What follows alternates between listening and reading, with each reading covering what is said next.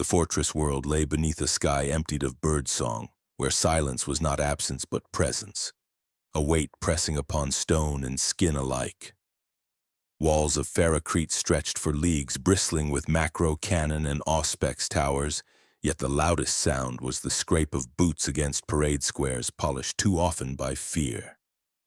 Citizens queued in ordered files at ration halls, their breath ghosting in the morning chill, clutching chits stamped with the seal of Ultramar.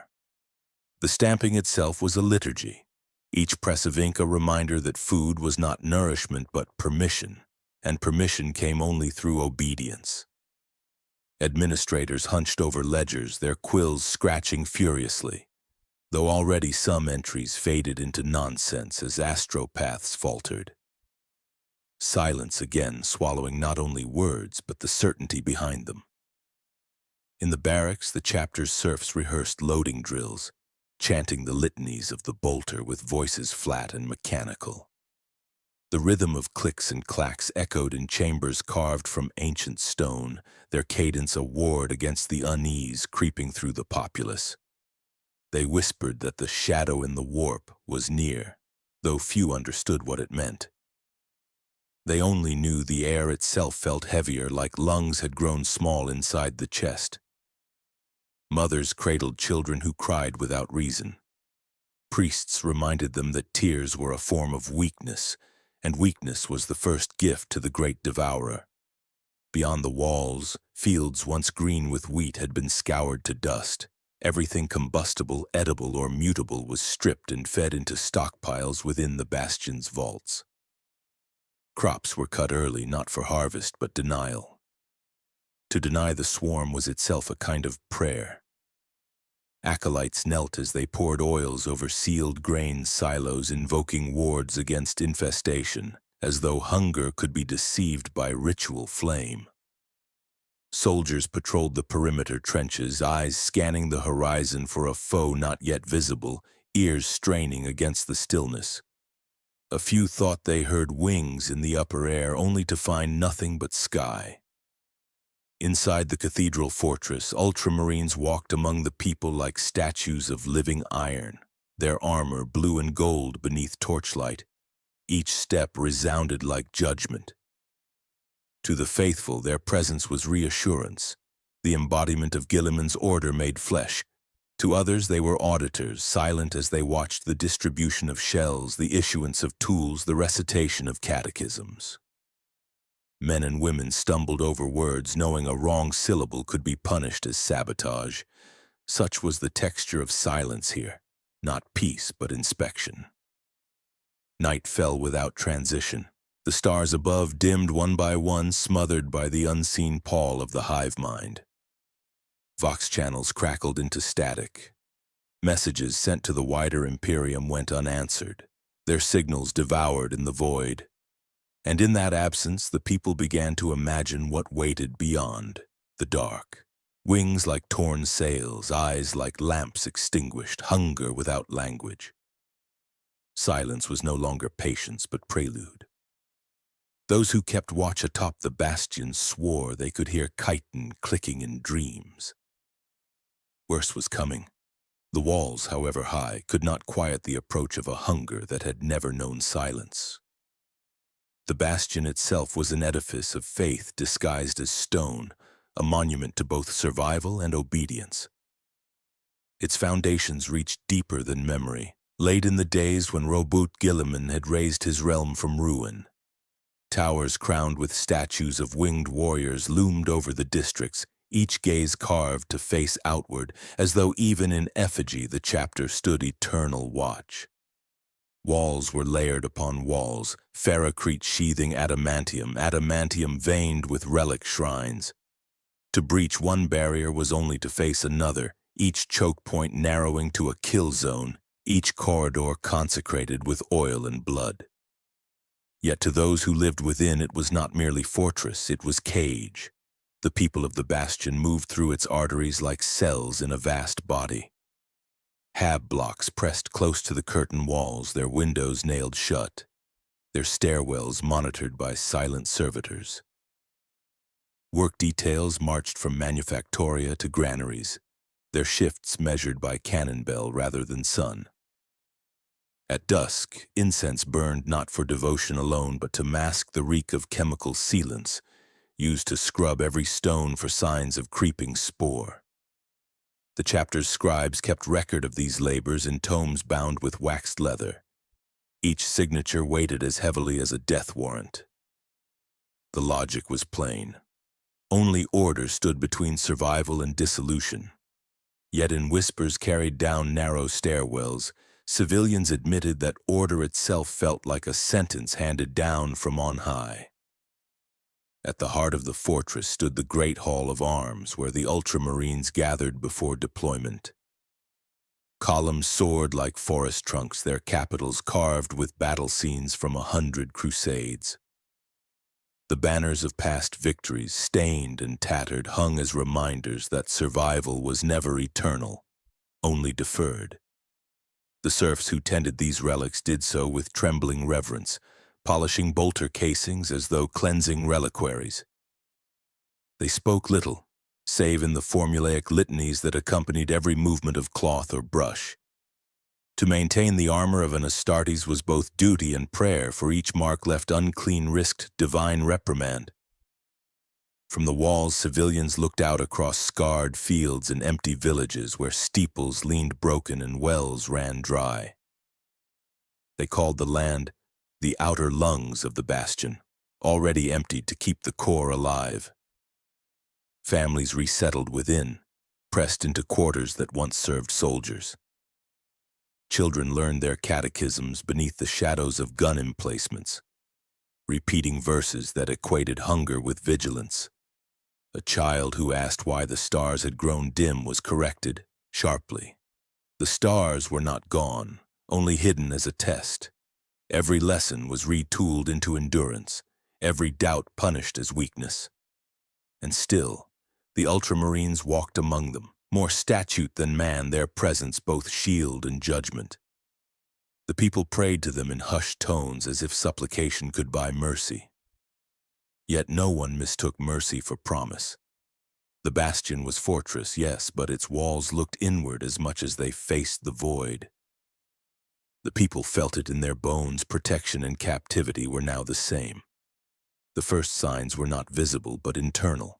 A wrongness behind the eyes, a pressure in the skull that no balm could soothe. Astropaths broke first, not with screams but silence. One by one they fell still during communion, their heads tilting at impossible angles, mouths agape in voiceless awe. When touched, their skin peeled like old parchment. Some began weeping thick ichor, black-veined, as if the warp had ruptured inside them. Administratum scribes redacted their names from the rosters, not as punishment but prophylaxis. There were protocols for such contamination, cremation of course, but the furnaces were behind schedule. Shortwave Vox relays once used to monitor grain allocations and airlock pressure began collapsing into static. At first, the tech priests blamed internal oscillation loops, then solar flare echoes, then heresy. The last transmission from Substation Theta was a single burst of binary followed by a low-frequency hum that caused every servitor on that grid to seize and seize again until their limbs clattered apart from the torque. The Mechanicus sealed off the station and installed purity wards, but they did not step inside. Not even the red-robed dared. Civilians instructed to report hallucinations stopped doing so. Not because they no longer dreamed of teeth or tunnels, but because reporting earned you removal. Not by the Arbites, but by silence. Those who spoke too much disappeared during shift rotations. Their names were quietly absorbed into batch attrition reports, numbers folded into daily loss quotas. One foreman said the word devourer aloud during a break cycle and was found minutes later in a grain hopper, neck twisted clean. His death was ruled self-administered correction. The others said nothing. They returned to shoveling spoiled rations with hands blistered from the chemical frost. Even among the Ultramarines there were whispers. Not of fear, they did not name it such, but of absence. A librarian named Kale vanished from the sanctum after claiming he'd heard a hunger song rising through the stone. The codex offered no pages for this. In his place, a chaplain posted a verse from Gilliman's catechism. "Hold fast the line. All else is noise." The line held, yes, but the noise grew. The administratum tried to assert normalcy with new paperwork. Sanctioned psi phenomena reporting forms, printed in red ink that smelled of ammonia and vinegar. No one filed them. The scribe responsible for their distribution began scratching concentric circles into his own scalp during downtime, murmuring about how the hive already knew their names. His section was incinerated 2 hours later under Clause Sigma 5, bureaucratic infection of thought. The ledger was reset. In the hall of Vox Sanctity, the last clear long-range signal was picked up. A plea from a nearby agri-world, garbled and looped. "They have eyes inside the wind. We cut down the trees, but they still came. The ground is hollow, the ground is hollow, the ground is..." Then silence. And that silence stretched its tendrils toward the bastion, not as absence, but as message. The Tyranids had not arrived. They had begun to erase. The Codex Astartes was opened before dawn, its pages turned by servo arms with reverence usually reserved for relics. Beneath the vaulted ceiling of the Bastion's Tactica Sanctum, Captain Altharin traced each passage with a gauntleted finger, as if his flesh might imprint conviction upon parchment. Each page told not of stories, but of numbers, optimal firing arcs, retreat vectors, psychological thresholds for civilian panic. Doctrine, not poetry. This was the Ultramarines' great weapon, not fury, not scale, but discipline encoded into scripture. And yet, with every turned page, the silence beyond the walls seemed less like a problem and more like a question the Codex had never asked. Defensive lines had been plotted 3 times over. Kill boxes reinforced. Ammo reserves redistributed to maximize bullet-to-body ratios. Mortar placements recalibrated. Everything was accounted for. Except what could not be counted. Tactical projections depended on information, and the Tyranids offered none.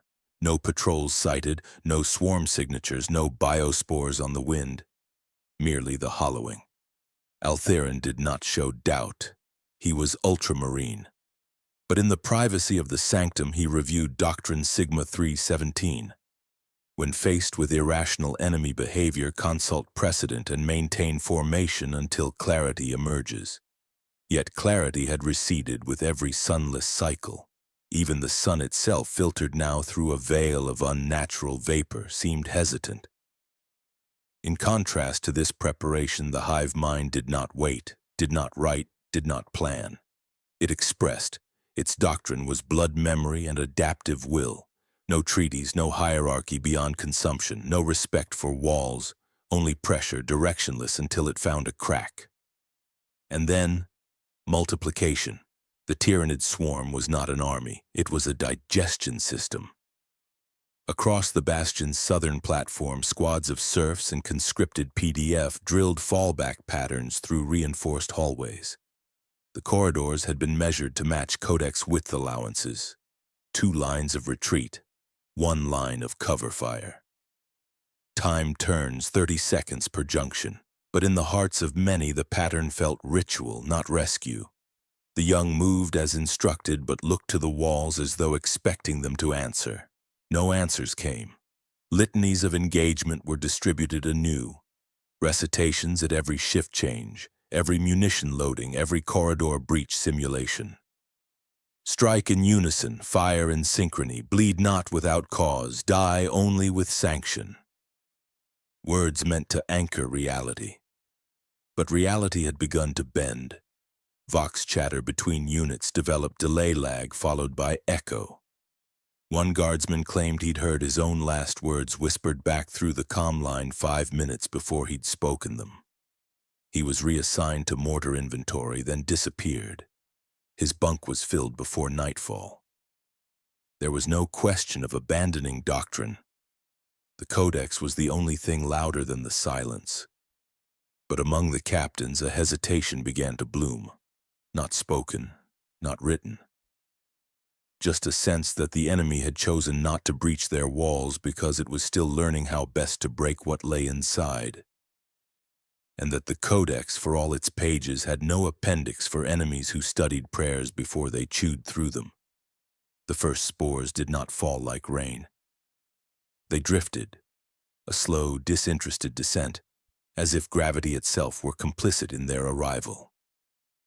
Pale, translucent motes slipped through the sky like forgotten ash, vanishing into vents, hair, lungs. No alarms sounded, no sirens wailed. By the time the Auspex arrays registered biosigns, the air was already filled with particles too fine to track and too many to stop. The ground crews tasked with atmospheric filtration logged an anomalous surge in intake viscosity. Hours later, they began to choke, not loudly, not at once, just a slow, wet collapse. Civilians in the lower manufactoria tiers reported a bitter metal taste clinging to their tongues. Water rations were increased, then restricted again when the purification reserves began to clot.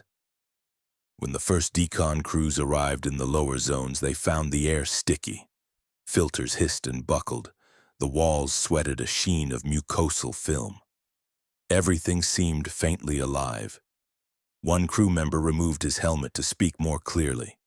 He didn't scream. He just stopped moving, and something inside him kept twitching long after his breath ceased. Tech priests ordered a full lockdown of Sector Delta 4. By the time the doors sealed, 12 more had collapsed. The rest were given respirator augments and instructed to resume cleansing. No units returned.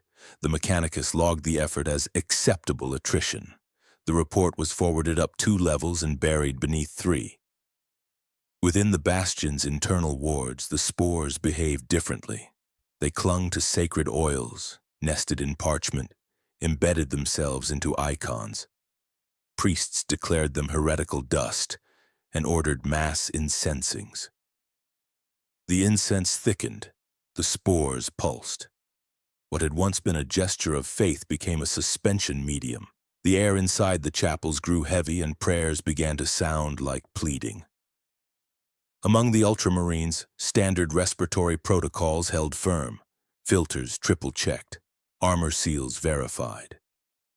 Yet even they began to notice a pattern, a faint tingling in the back of the skull, dreams that did not feel like dreams, a presence, patient and wordless, watching from behind their own reflection.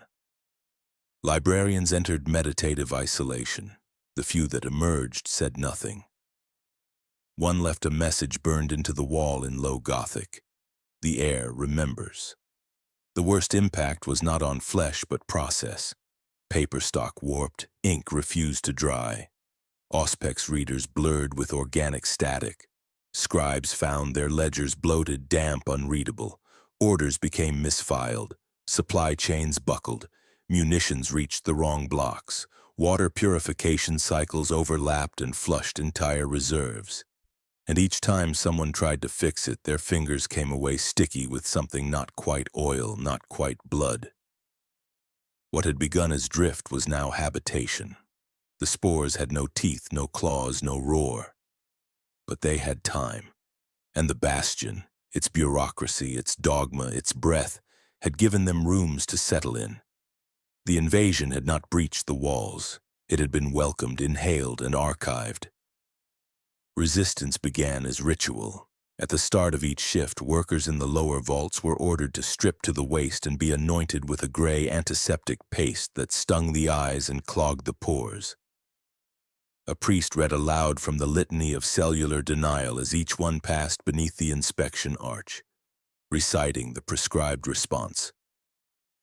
I contain only that which is sanctioned. Every voice was thin, hoarse, reluctant. None disobeyed. Compliance was not enforced by the bolter, but by the whispered knowledge that refusal meant vanishing. Protein blocks, now compacted into unmarked cubes of uncertain hue, were stamped with purity sigils and heated beneath blessed coils. No one tasted them anymore. They were swallowed like penance. In the dormitories, sleep was punctuated by alarm prayers that played on the hour. Children learned to murmur devotions before using the lavatorium. Water was rationed by verse, 2 gulps per supplication. It was not hygiene. It was hierarchy. Chaplains moved among the people more frequently now, their Crozius arcanums leaving grooves in the ferrocrete where they walked. Their sermons were shorter, more absolute, not parables but orders. Fear had replaced faith as the driving force of liturgy. Eyes no longer lifted during benedictions. They darted to corners, shadows, stains that didn't dry. A single wrong blink might be mistaken for corruption. One man who sneezed during prayer was clubbed to death by 3 others before the chaplain even turned his head. No one spoke of it. The corpse was wrapped in burnt scripture and incinerated. The Ultramarines maintained internal cohesion, or seemed to. Their rituals were more mechanical than devotional. Armor checks performed in triple redundancy, litanies broadcast at precisely looped intervals. They never knelt. They did not need to. They were the reason prayers existed. Yet within their sanctified silence, something had begun to thin. Captain Altharin, upon reviewing combat readiness cycles, noted deviations in reflex latency across multiple squads. Not failure, just hesitation. Measurable in milliseconds. Enough to matter, no cause could be found, no punishments issued. But the data was copied and locked under his personal seal. In the lower wards, citizens constructed their own forms of resistance. A mother began drawing circles on the walls with ash from spent candles. Perfect, unbroken loops. She said nothing, but others began copying her. Soon entire stairwells were traced in concentric patterns. The administratum dispatched a sensorium unit to remove them. Within 2 days, 3 members of the team gouged their own eyes out. The circles remained. Above it all, the air remained heavy. Not from smoke or dust, but from implication. The rituals kept the shape of life intact, like scaffolding around a ruined chapel. But those inside had stopped asking what they were resisting.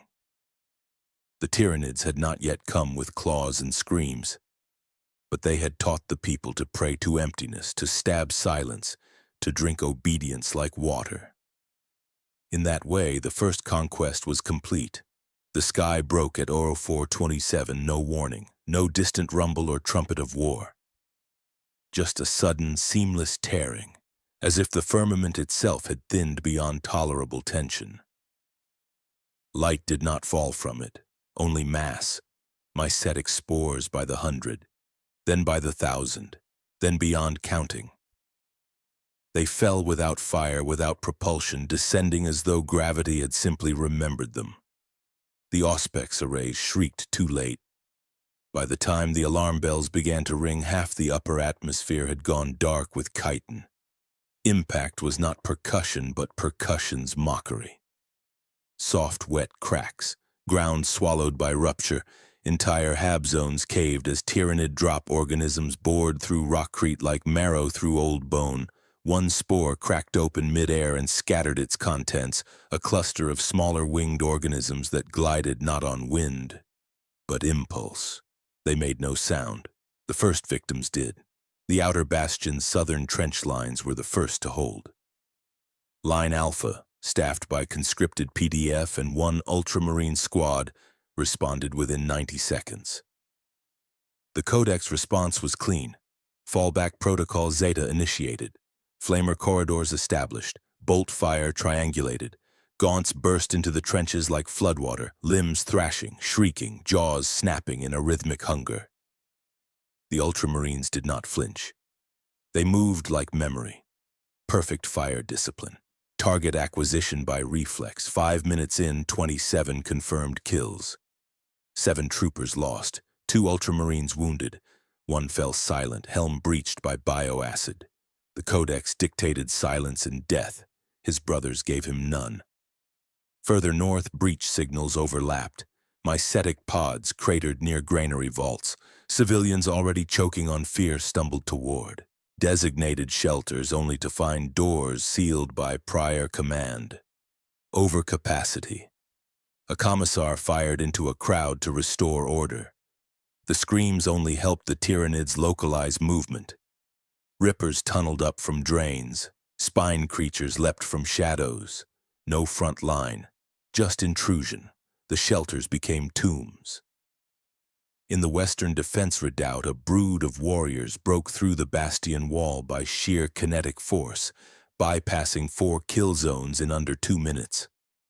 Sergeant Verlox of the 3rd Company triggered Collapse Order Aurex. The wall above was detonated.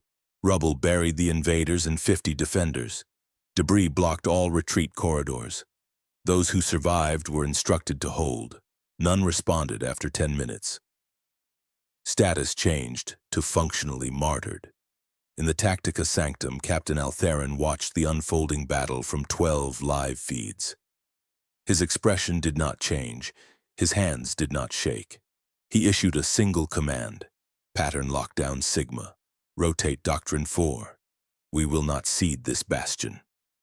The Vox clicked off. One of the feeds died, replaced with static. Another flickered. The enemy was learning. By dawn, the outer ring was stained black with ichor. The bastion still stood. Its guns still roared. Its people still obeyed. But something unspoken had entered the air. This had not been the main assault. It had been a question, a test. The Tyranids had asked what they were made of. And now, somewhere in the dark beyond the walls, the swarm had begun to answer. At first light, the trenches steamed. Not from heat, but from chemical reaction. Tyranid remains did not rot in the human sense. They dissolved, cellular structures unraveling in patterns no Imperium biologist had ever fully catalogued. The process released a vapor that stung the eyes, clung to clothing, and etched pockmarks into ferrocrete. Medica units in sealed gear moved from corpse to corpse with flame lances, incinerating anything that twitched. But the biomass would not go cleanly. Flames curled along the edges of exoskeletons only to die out midway, as if the matter itself denied combustion. Apothecary Etrigan of the 3rd Company retrieved samples from a warrior-class body whose spine had been shattered by bolter fire. He operated in silence, accompanied only by a servitor who catalogued tissue density while its remaining eye dribbled coolant. The creature's organs were still shifting, slow, reluctant pulses beneath translucent membranes. Etrigan noted structures not present in any prior engagement. He transmitted a single line to the sanctum. Variant strain detected. Adaptive cycle accelerating. The Vox returned no acknowledgement. By midday, 10 more samples exhibited new deviations. Bioplasma sacs denser. Carapace ridges restructured, insectile limbs reinforced in ways directly corresponding to ultramarine bolt patterns. Tyranid physiology had always been mutable, but never this fast, never within hours. The implication chilled even hardened tacticians. The swarm was not only learning, it was integrating. Each dead beast had become a relay point, each round of resistance a lesson. Waste disposal teams were overwhelmed. The bastion's lower furnaces operated at triple capacity, but the bodies kept coming. More pressing still was the question of what to do with contaminated terrain. Entire trenches were marked ecologically compromised. Their soil turned spongy and veined with filamentous growth. Trees in nearby sectors began to twist unnaturally, bark pulsing as if with breath. One tech priest sent to take samples returned with half his augments fused to his skin by an unknown mucosal substance. He was quarantined. Then he was erased from the logs. Water reserves showed trace contamination. Organic signatures matching Tyranid protein chains. A full purge was declared. Civilians were given new rations. Brine pills and nutrient paste blessed with anti-xeno canticles. The paste came in barrels stamped with the seal of the Munitorum, but no one knew which planet it had been sourced from.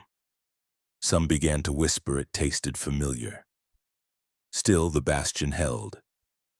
Guns were restocked, trenches refortified. The Codex revised firing angles, liturgies updated with new invocations against biocorruption. But behind the efficiency lay a creeping realization. Defense had ceased to be proactive. They were no longer fighting to repel, but to delay. Not to survive, but to document the manner of their digestion. By nightfall, an edict was carved into the central wall of the Tactica Sanctum. The enemy adapts. We endure. The words gleamed in the light of the lumen strips. Below them, blood from a wounded serf dripped steadily into a floor grate. It was not the color it should have been. The Codex Astartes was not supposed to bend. It had weathered 10,000 wars, shaped 10,000 victories, and stood immutable even when worlds burned beneath it. Yet in the sealed strategium beneath the sanctum, its spine now cracked audibly with each turning page. Captain Altharin stood with arms clasped behind his back, unreadable. Around him, a half-circle of company sergeants waited for orders that had not yet been written. They had followed the Codex to the letter, and the swarm had answered by turning letters into meal. "Deviation is not heresy," Altharin said at last, the words heavy as stone dragged across concrete. No one moved, no one disagreed. But the silence was different now. Less discipline, more delay. The Codex offered stratagems built on reliable foes, entities governed by ambition, greed, ideology. But the Tyranids had none. They did not defend. They did not retreat. They did not respect geometry or fear loss. Their only doctrine was recursion. Their only logic was digestion.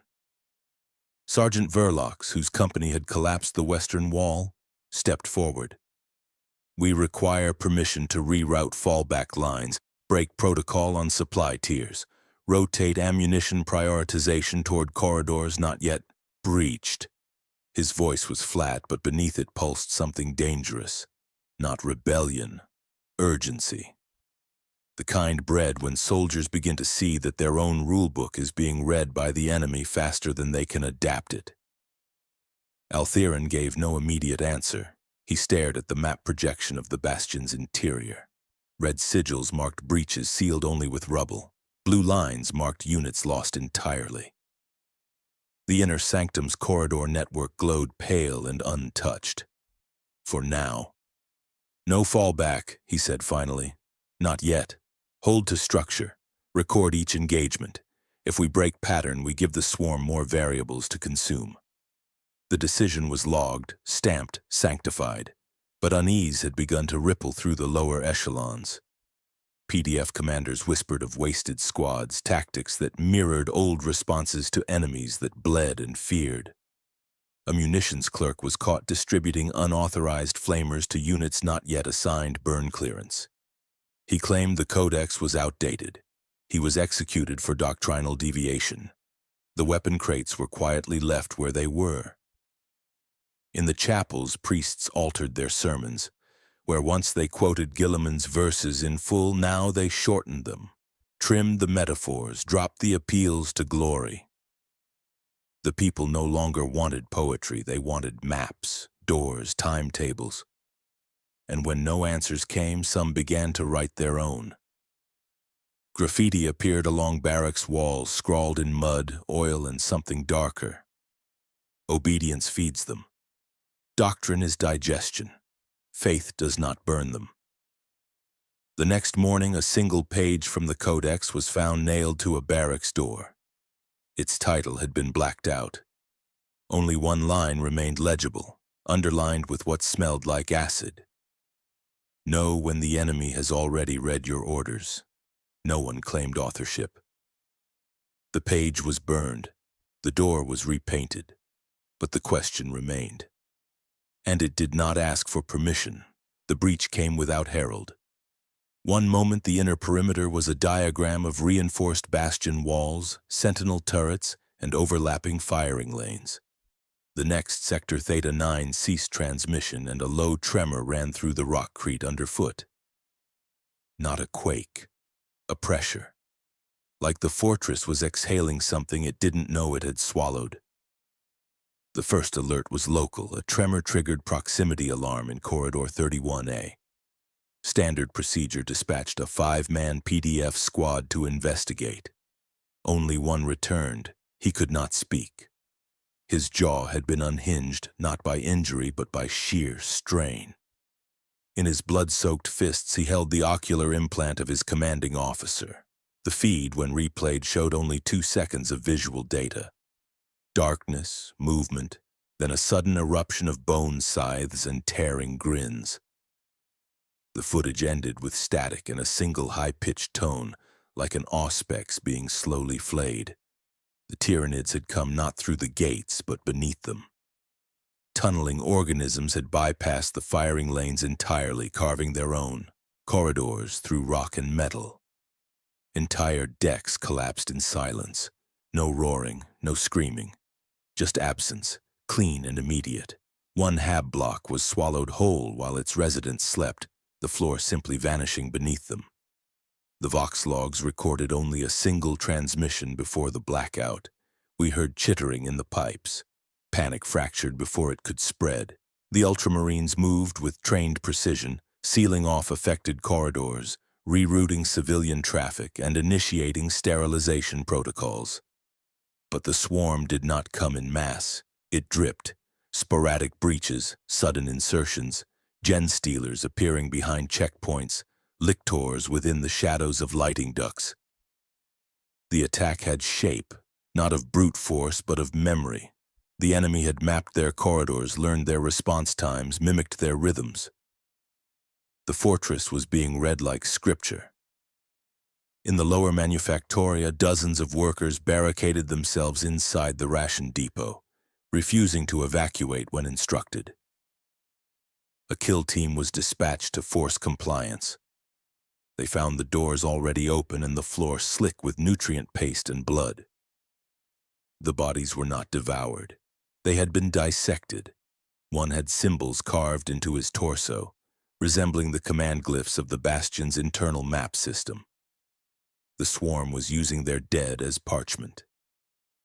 Captain Altherin initiated lockdown sequence Vortan, sealing entire wings with auto bulkheads and flooding the outer ring with promethium. The flames burned for 6 hours. They illuminated nothing. The swarm had already withdrawn, leaving only echoes and smoke. Afterward, maintenance crews found a message scratched into the blast shielding outside the command core. Not written in blood, but etched with acid. "You are the walls." The phrase was recorded, then erased. Security tightened. Sermons stiffened. Protocols tripled. But the people knew. They felt it in the air ducts, in the tremble of floor grates, in the gaps between prayers. The Bastion was no longer being attacked. It was being entered. And no one, not Ultramarine nor scribe nor priest, could say with certainty where the walls ended and the hive began.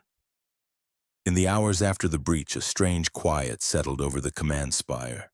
Not peace, there was no peace, but the hush of something held too tightly for too long. Strategium feeds still flickered with movement, but fewer signals came from the outer sectors.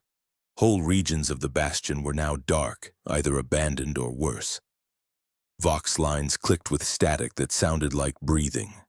The codex remained open on its plinth in the center of the room, pages curling slightly in the heat from the flickering data halos. None touched it.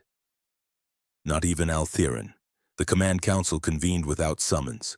Those who remained filed into the sanctum without words, armor dull with ash and ichor, some missing limbs, others missing squads. Chaplain Dorimas arrived last, helmet off, blood dried in lines down, his face like war paint left too long. He said nothing. He didn't need to. No official heresy had been declared. But the question lingered in the stale, heavy air. Was doctrine now suicide? Sergeant Verloc spoke first. "We cannot hold the doctrine, not as written." The corridors are no longer ours. The breach sites regenerate before we can reseal them. We need to collapse the inner sanctum hallways and reorganize fire teams by adaptability, not chapter structure. Rotate civilian movement through unpredictable paths. Break the pattern. Across from him, Lieutenant Harthen, youngest of the council, shook his head. Abandoning structure hands them the rest. The Codex gives us shape. Without it, we become them. We scatter, we dissolve. No, Doremus said, one word, flat as judgment. He stepped forward, gaze cutting across the room. We are already dissolving. The walls hold, but the spirit fractures. Look at the people. Look at your own men. They recite words they no longer understand. They obey, but not from belief, from inertia. If faith is hollow, doctrine is only ritual, and rituals do not kill the hive. Silence again. But different this time. Permission unspoken. Altheron stepped forward, his eyes fixed not on them but the Codex. Then we write a new passage. He drew his combat blade, not in defiance but reverence, and scored a line into the floor at the foot of the plinth. Doctrinal deviation authorized, fallback routes randomized, patternless defense protocols enacted, all civilian rituals optional, tactical decisions to be made in field. Codex remains sacred, but flexible. No oaths were taken, no blessings given. It was not rebellion, it was adaptation. Outside, the air changed. The Bastion began to move, not with the precise rhythm of order, but the erratic twitch of survival.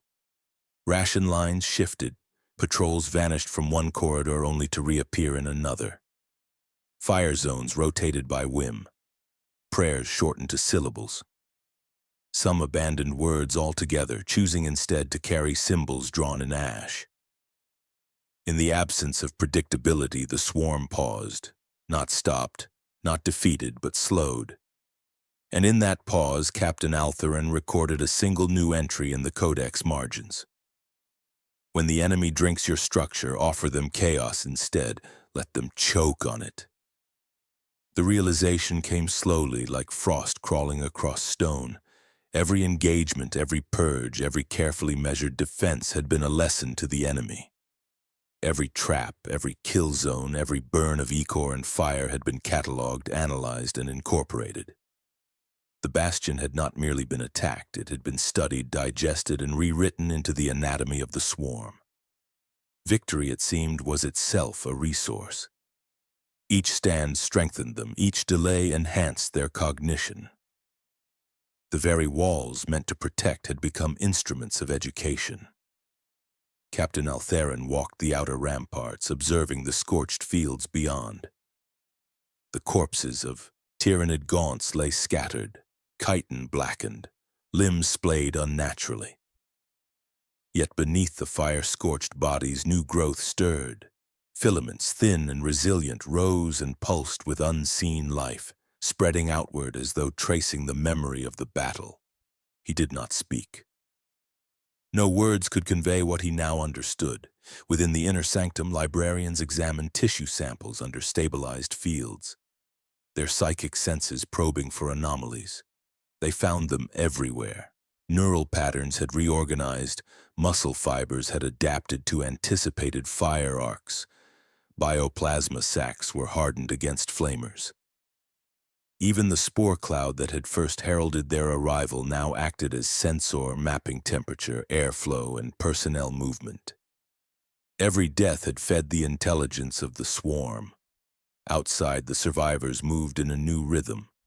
Orders were now issued in fragmented cycles, intentionally erratic, designed to confuse, mislead, and deny predictable patterns. Civilians obeyed, but differently. Some carried ash symbols of safe corridors. Others marked traps in mud or oil.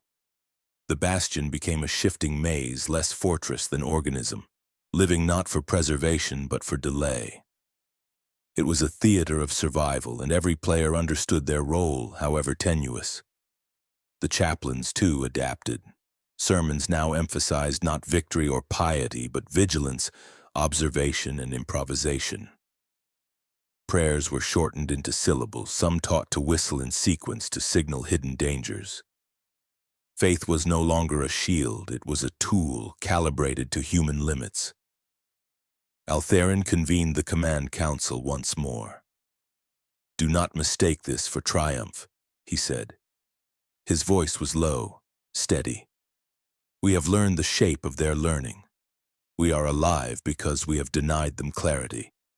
We have survived only because every structure, every pattern, every ritual we once relied upon has been reframed as obstacle.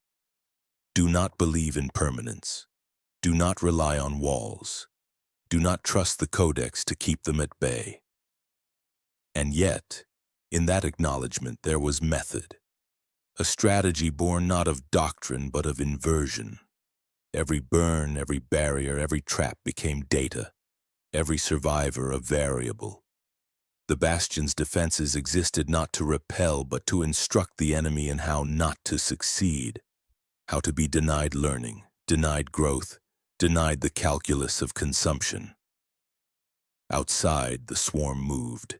It had learned the patterns, but the patterns had already changed, and for the first time, the hunters felt the frustration of prey. The codex remained sacred and mutable. The Bastion stood imperfectly, defiantly. Yet the truth was undeniable. Every triumph carried the taste of feeding, every act of survival a morsel for the devouring. And the lesson was clear. The Last Bastion was not a victory but a warning. The Last Bastion, as it had come to be called, was no longer a fortress. Its corridors twisted in ways they never had, sections sealed and reopened by rotating bulkheads, stairwells collapsed and restructured by internal detonations. Civilians moved in unsteady patterns, some carrying ash marks to trace safe paths, others guiding small detachments of Ultramarines who had begun to abandon rigid formation for improvisation. The air was thick with the tang of chemical fire and ichor, and every breath carried a memory of previous assaults. In the command sanctum, Captain Altherin observed the data feeds with detached attention. Each spike of Tyranid activity, each tunneling intrusion, each sudden loss was catalogued. Every adaptation, every mutation, every failed assault was fed back into a mental ledger he kept, one no codex page could contain. The swarm had learned, yes, but the Bastion had learned faster in ways the enemy could not yet anticipate. Lessons were now defensive in nature, not simply of position but of perception. The fortress itself had become a weapon, its unpredictability a counter to the swarm's voracious intelligence. The chaplains moved through the corridors, short prayers whispered into voids, syllables clipped and rhythmic, marking safe zones and warning of destabilized structures. Their sermons no longer spoke of honor or divine victory. Instead, they instructed patience, observation, and improvisation. Every citizen and soldier who walked under their guidance became a sensor, a node in a distributed network of survival. Even the youngest children carried warnings in ash upon the walls, guiding those who would follow. Out in the shattered outer rings, pockets of Tyranid biomass still stirred. New breeds emerged from previous kills, recombined and hardened, aware of flamers, aware of bolter patterns, aware of the human instinct for order. They pressed against the Bastion with methodical persistence, yet were continually thwarted not by walls or fire, but by adaptation, the deliberate confusion of patterns, the rotation of units, the improvisation of human instinct over doctrine. Each assault taught both predator and prey, yet the prey now anticipated every lesson. Captain Altherin convened his remaining officers one final time. "The Bastion's survival is no longer a question of steel or fire," he said. "It exists in motion, in improvisation, in the uncertainty we instill. Every act of defense feeds the enemy, yes, but only if we allow it. Control the flow of knowledge, deny them certainty, and we endure." His voice was measured, carrying neither hope nor despair, only clarity. As night fell, the Bastion exhaled, Fires burned in selected corridors, smoke masking movement, masking understanding. Trenches and hallways were empty of life in appearance, yet each pulse, each shadow, each echo carried a human mind observing, learning, and reacting. The Tyranids pressed, but the lessons they received were incomplete, fragmented by design. In that quiet, the Last Bastion endured. It would not triumph. It would not conquer. It would not remain unscathed. But it had become something else, a living testament to adaptation, to the inversion of expectation, to the resilience of structure made supple. Beyond the walls, the swarm waited. Within them, the survivors moved unseen, patternless, unbroken. The lesson of the Bastion was written in ash, blood, and steel. Survival was not victory, and every stand, no matter how costly, was both shield and instruction. The night air hung heavy, a shroud laced with the scent of burned ichor and acrid promethium. Fires smoldered along the outer ring, casting flickering shadows that danced across walls scarred by previous incursions.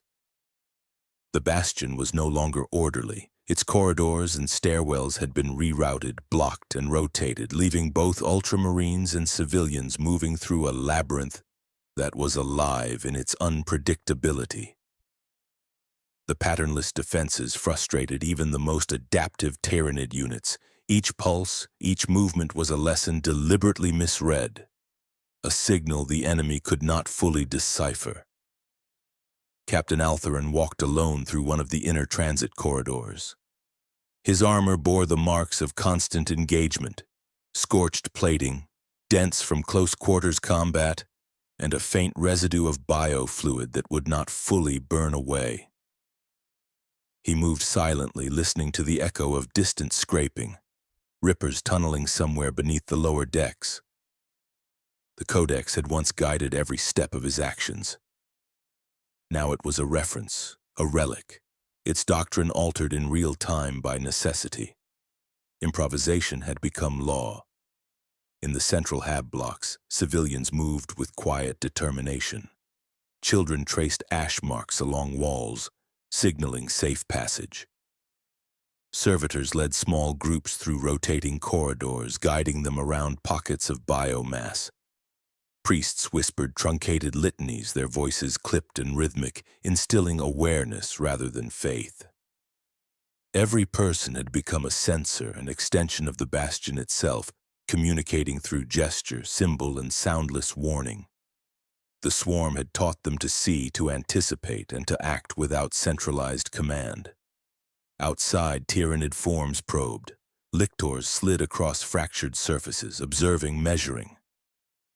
The air shimmered with spores, and skeletal tendrils erupted through floors and walls with precision, testing the defenses.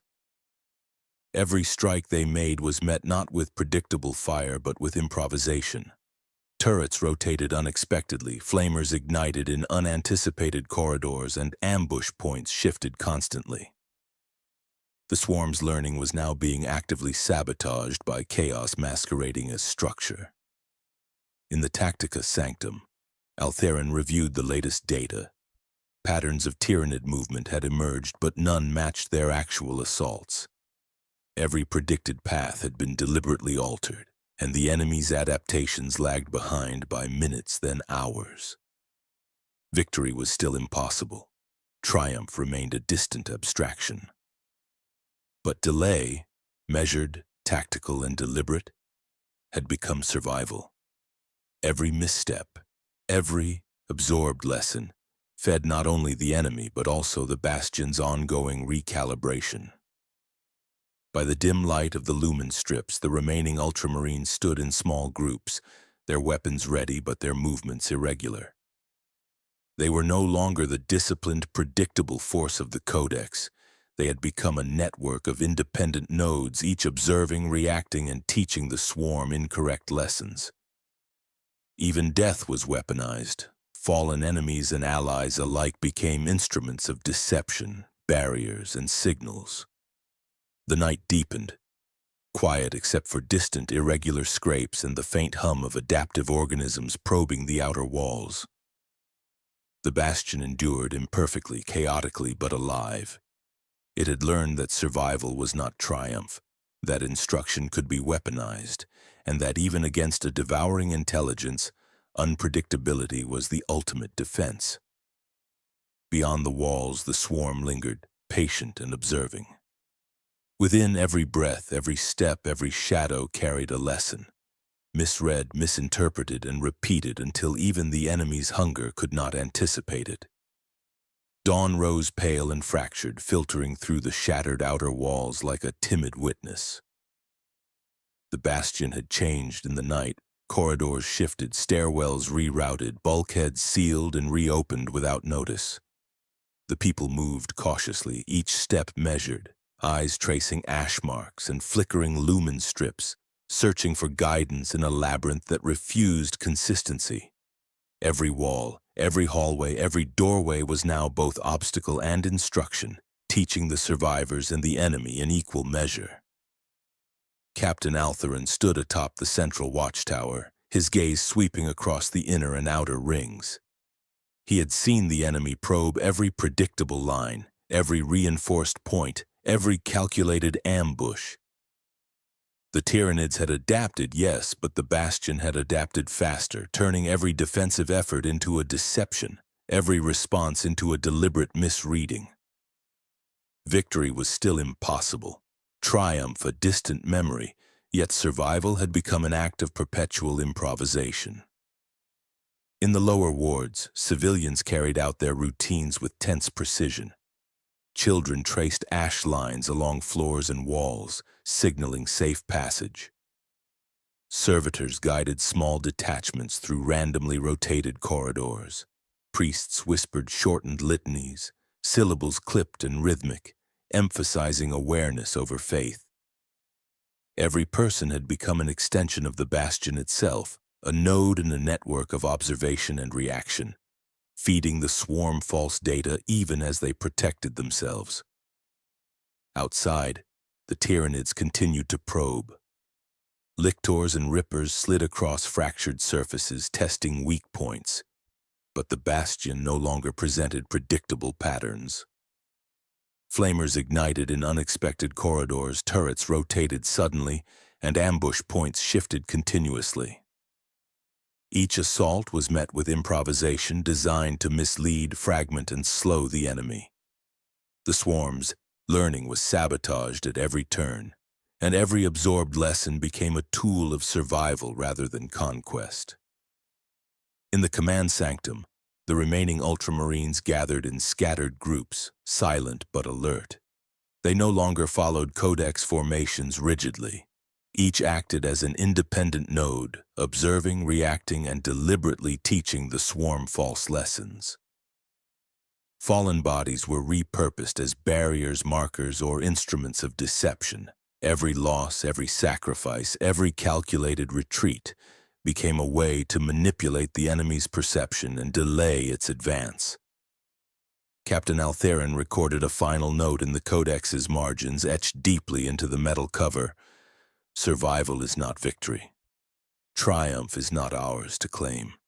Every stand feeds the enemy, but also teaches them incorrectly. The Bastion endures not by strength, but by deception and improvisation. Outside, the swarm lingered, patient and observing. Within the walls, every breath, every step, every shadow carried intent, misdirection, and calculated uncertainty. The Last Bastion was no longer a fortress, no longer a symbol of invincibility. It had become a living mechanism of survival, a labyrinth of adaptation, a testament to the resilience of patternless defense. The enemy would consume, adapt, and learn, but the Bastion had already learned to teach them wrong, to make each advance costly, incomplete, and ultimately inconclusive. The wind carried the faint tang of ichor and burnt stone. Silence returned, not the empty stillness of before, but a tense, deliberate quiet, alive with vigilance and wary calculation. The Bastion had endured imperfectly and chaotically, yet it had endured, and in that endurance a single truth remained. Survival was not victory, but it was enough.